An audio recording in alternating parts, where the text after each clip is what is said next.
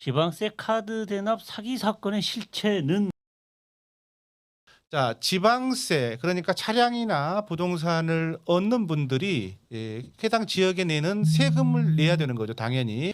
이 카드깡 일당들의 브로커가 이 법무사 또는 차량 딜러, 차량 판매원들에게 접근을 합니다. 수수료를 얼마를 줄 테니 이 현금과 함께 물건을 주세요. 이렇게 되는 거죠, 변호사님? 예, 맞습니다. 네. 그래서 물건을 가져가요. 그럼 현금도 가져가고 그러면 이제 이 현금을 갖고 오고 물건을 가져와서 피해자들에게 접근을 합니다. 접근을 해서 남의 타인의 지방세를 당신의 카드로 빌려줘서 내면 카드 대금도 갚아주면서 2% 남짓한 돈을 수수료로 주겠다라고 꼬드기는 거죠. 예, 맞습니다. 네. 피해액이 얼마나 됩니까, 변호사님? 그게 중요하죠. 광주 지역에만 600분 정도 되시고요. 음. 피해 금액은 한 250억 정도 되는 걸로 지금 추산이 됩니다. 네. 전국적으로 250억입니까? 광주 지역에서만. 광주만. 네, 그렇습니다. 자, 현재 이 사건이 수면 위로 올라온 건 대구부터 올라왔는데요. 대구에서 이제 광주 보겠습니다. 광주가 지난해 9월 중순경 아까 말씀드린 대로 이 카드깡 업자들이 개인에게 주는 입금해줄 날짜를 카드를 빌려주는 분들한테요, 현금을 주지 않으면서 카드를 빌려주는 분들이 펑크가 나기 시작하죠. 네, 네. 그렇게 해서 600분 정도가 빌려둔 카드로 인해서 손실을 봤고요. 총액이 현재 260억. 예, 그 정도 네, 정도. 600명 중에 피해 600명, 260억 정도 되는데, 문제는 지난 한 해 광주에서 발생한 피해뿐만 아니라 이전 3년 정도를 대구에서 똑같은 방식으로 120억대 정도 현재 추정되는 겁니다만, 네. 120억 정도의 피해가 났던 것으로 지금 변호사님 파악이 되고 있는 거죠. 예, 맞습니다. 자, 그럼 여기에서요, 그 피해를 실제로 입었던 분의 카드 청구 내역을 한번 방금 보였는데, 카드 청구 내역. 이분의 경우에 보면 지금 그 2019년 10월부터 10월 달에 불과 3일, 16, 17, 18 당일날이군요. 하루 사이에 광주 광산구의 부동산 취득세, 한평군의 등록면허세 등등 800만 원을 넘게 한 사람이 지방세를 다 낸 겁니다. 여러분, 놀랍게도요, 이분의 나이는 만 23세입니다. 카드를 사용을 할 때 직업 여부에 따라서 한도액을 두지 않습니까? 네. 그런데 어떻게 이게 가능한지 저는 상당히 의문이에요. 처음에. 네. 변호사님 방금 얘기하셨는데, 그 같은 날 이 카드사가 이 정도 되면 체크가 가능하지 않나요? 이제 보통 신용카드사들은 FDS 시스템이라는 자체적으로 이제 이상거래 방지 시스템을 구축을 하고 있고요. 그 시스템의 주된 목적은 이렇게 정상적으로 보이지 않는 그런 매출에 대해서 모니터링을 하고 이에 대한 어떻게 보면 그 관리 감독을 하는 자체적인 시스템을 갖추고 있는 건데요. 이 부분에 대해서 이게 모니터링이 안 됐다라고 하기는 좀 어렵고, 실제 저희가 카드사하고 미팅을 했을 때도 이런 부분이 어느 정도 모니터링은 되지만 타인의 지방세 납부 자체가 불법이 아니니 이걸 특별히 제재하지는 않는다라는 저희가 답변을 받았습니다. 네. 브로커들은 네. 그 법무사와 차량 판매원에게 어떤 식으로 접근을 한 건가요? 어떻게 접근한 게 아니라 네. 이런 조직은 굉장히 오래전부터 있어 왔고요.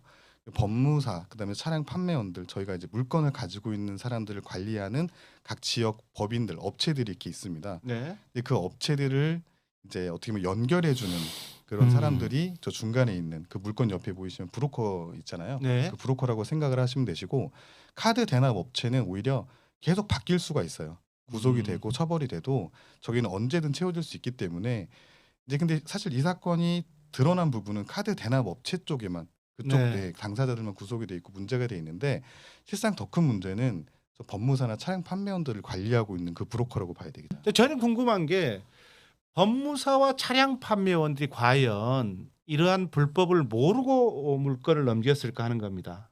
그럴 리가 없을 것 같은데요. 이런 부분에 대해서 몰랐다고 하면 좀 거짓말이고요. 왜 그러냐면 이런 사건들이 이번에 처음 있었던 게 아니고 지금까지 계속적으로 반복이 되었습니다. 반복이 되었고, 수수료 자체가 카드 결제를 하면서 3%에서 4%에 해당하는 수익을 가져가는 거는 카드사보다 더 많이 가져가는 거거든요. 저게. 네. 그렇죠. 그래서 저걸 몰랐다고 하는 거는 좀 말이 안 되고요. 실제 그 저 법무사 일부가 이제 수사 과정에서 조사를 받으면서 그런 진술을 했어요. 본인들은 0.5% 정도의 수익밖에 가져가지 못했다라고 하는데 제가 알기로는 이게 그 구속된 그 대표한테 들은 얘기지만 미리 그렇게 자료들을 미리 맞춰놓고 완벽하게 맞춰놓고 실제로는 3%에서 4% 정도 수수료를 받으면서 네. 장부상으로는 0.5% 이하로 받는 것처럼 네. 미리 다 작업을 해놓은 상태에서 이 사기 행각을 벌였다는 거군요. 그렇게 벌여야 나중에 조사를 받을 때도 제출을 하면 네. 이제 피의자로 입건이 되는 게 아니고 참고인에서만 이제 조사를 그렇죠. 마치게 네. 되니까요. 그렇게 했다라고 얘기를 들었습니다. 이 엄청난 지방세 물건들은 네.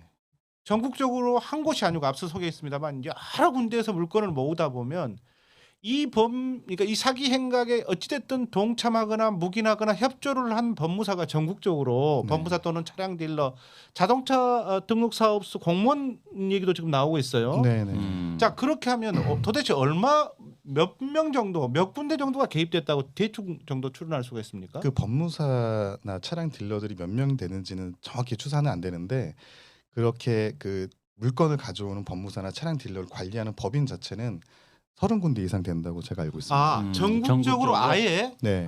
법무사, 차량 딜러 지금 지방세 세금 물건을 모아서 가져오는 네. 그럼 그 이른바 사기 행각을 하기 위한 법인체들이 전국적으로 30곳 이상 있다는 거군요. 네, 그렇게 알고 대납 있습니다. 업체라고 하는 거죠. 지방세. 지방세 대납 물건을 가져오는 이제 브로커들이죠. 브로커들. 네. 사실 이 사건이 이렇게 커진 데는 특별 한도라고 하는 카드사에서 예외적으로 네. 카드를 많이 우리가 이제 특별 한도 한번 보여주세요. 자막을. 흔히 우리가 신용카드를 쓰게 되면 카드의 한도액이라는 게 있지 않습니까? 네. 보통 뭐 200도 되고 300도 되고 저희들도 그렇습니다만 그 한도액이 500만 원 이상 가기가 쉽지가 않아요. 일반 한도의 경우는. 그런데 카드사가 예외적으로 특별 한도라고 하는 그 지정한 그 액수를 훨씬 초과할 수 있는 특별 한도를 정해뒀습니다. 그런 항목들이 있죠. 변호사님 어떤 것들인가요? 보통 차량을 구입할 때 저희가 가장 많이 쓰는 게 차량 구입할 때. 차량 구입할 때 아니면 결혼할 때 목돈이 필요할 때 결혼할 보통, 때. 네, 보통 이렇게 많이 쓰고 그걸 하거든요. 입증을 카드를 쓰는 사람이 하면 되는 겁니까? 예, 그 부분은 보통 저희가 특별한도를 신청하게 되면 특별한도가 부여될 수 있는 신용 요건만 충족이 되면 버튼 한 번만 누르면 저희가 신용이 발생됩니다. 그렇죠. 네. 그렇군요. 이 피해자분들이 이 문제가 됐던 거는 지방세를 한 번 대납을 하고 이 카드로 네. 계속 반복해서 하면서 일종의 여러분들 신용이 쌓인 것처럼 비춰질 수도 있을 거네요. 그죠? 예, 신용이 쌓인 것처럼 보일 수도 있는데 네. 그 아까 말씀하신 것처럼 신용카드 한도가 500만 원이 넘어가기 쉽지가 않아요. 그렇죠. 쉽지도 않고 그리고 말 그대로 특별한도 그 말 자체에서 약간 특별하게 일시적으로 한도를 부여하는 거잖아요. 네. 그렇죠. 그러면 이거는 일반적인 신용 한도랑은 다르게 이 특별 한도를 부여할 때 그리고 사용할 때도 출처를 분명하게 소명을 해야 되고 실제로 본인이 재산을 취득하는 데 사용됐는지 그 확인 절차가 있어야 되거든요. 그렇습니다. 네. 언론이나 이런 곳에서 왜 이 문제가 이렇게 불거지지 않은 겁니까? 혹시 이제 피해자분들이 카드를 빌려준 부분에서 혹시 빌려줬기 때문에 피해자들도 잘못이 있지 않느냐 그런 인식 때문인가요? 혹시 어떤 것들 때문에 이렇게 그게 드러나지 않는 건가요? 근데 사실 이게 뭐 하나하나 다 법적으로 따지고 보면 카드를 건네준 피해자분들도 위법의 소지가 있습니다. 네, 이를테면 뭐 수수료를 받고 카드나 통장을 빌려준 행위는 전자금융거래법에서 처벌을 하고 있기 때문에 네. 그런 부분도 있는데 대체적으로는 잘 인식들을 못 하고 계세요. 왜냐하면 통장 같은 경우는 빌려주면 큰 문제가 될 수 있다고 생각하지만 네. 카드 같은 경우에는 그렇게 접근하는 게 아니고 보시면 알다시피 월 받는 뭐 수수료가 그렇게 많지는 않기 그렇죠. 때문에 극히 작으니까. 재테크 그렇죠. 형식으로 생각을 하고 접근하는 경우가 많거든요. 그렇기 때문에 오히려 위법하다라는 인식을 못했을 가능성이 매우 크고요. 야, 이거 사건 보면서 또 느끼는 건데요. 아는 사람들이 더 무서워요. 사실은. 예. 대부분 피해를 당하셨던 분들이 그 다단계처럼 아는 사람에 의해서 얘기를 간 거잖아요. 네. 지금 법인을. 근데 지금 보니까 이 아까 참 말한 이거- 총책이라고 하는 총책으로 보이는 카드를 모으는 총책과 법인으로부터 물건을 가져오는 그 지방세 물건을 가져오는 쪽이 더 그 우두머리 네.